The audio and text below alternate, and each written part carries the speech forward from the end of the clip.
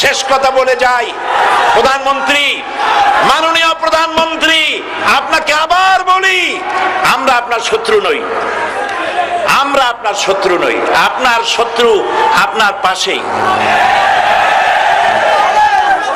সিংহ, সিংহ, একটা সিংহ আর একটা নেকড়ে আর একটা পাতিশিয়াল, এই তিনটাই মিলে সারাদিন পরিশ্রম করে তিনটা শিকার করেছে, একটি খরগোশ, একটি হরিণ আর একটা বড় গরু।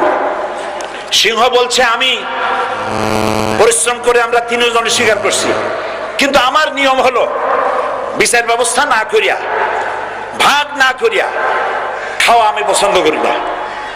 তো আমি প্রথমে দায়িত্ব দিলাম নেকড়েকে, নেকড়ে ভাগ কর।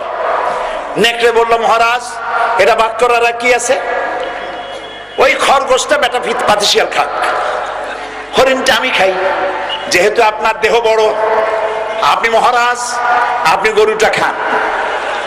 সিংহের মেজাজ খারাপ, বেয়াদব, এই ধরনের অসম বন্টন নীতি কে তোকে শিখালো? এক থাপ্পড় মারছে, নেকড়ের কল্লা উড়ে গিয়ে 50 হাত দূরে পড়ে গেছে। এবার সিংহ বলছে এই শিয়াল ভাগ কর বেটা। শিয়াল কয় মহারাজ এই সাধারণ জিনিসে কি ভাগ করার কোন বিষয়? কয় না, ভাগ না করলে তো আমি খাইতে পারি না। তো ভাগটা যদি আমারে করতেই বলেন, আমি বলবো খরগোশ দিয়ে আপনি ব্রেকফাস্ট করবেন, লাঞ্চ করবেন হরিণ দিয়ে, ডিনার করবেন গাভী দিয়া। মহারাজ খুব খুশি, হ্যাঁ রে শিয়াল রে, এত সুন্দর ইনসাফ ভিত্তিক বন্টন নীতি কে তোরে শিখালো রে? কইছে একটু আগে যে কল্লা দিয়া গেল ওই আবার শিখায় গেছে। কাজী ধর্মভিত্তিক রাজনীতি নিষিদ্ধ করতে গিয়ে ফেরাউন আর নমরুদ যে শিক্ষা পেয়েছে তার থেকে শিক্ষা গ্রহণ করুন।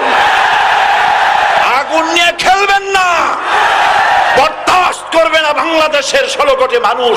মুসলমান তো দূরের কথা, হিন্দু, খ্রিস্টান, বৌদ্ধ সব ধর্মপ্রাণ ধর্মভিত্তিক রাজনীতি নিষিদ্ধ করার মতো আগুন নিয়ে খেলা বন্ধ করুন, বন্ধ করুন। জনগণ মানবে না, মানবে না, মানবে না।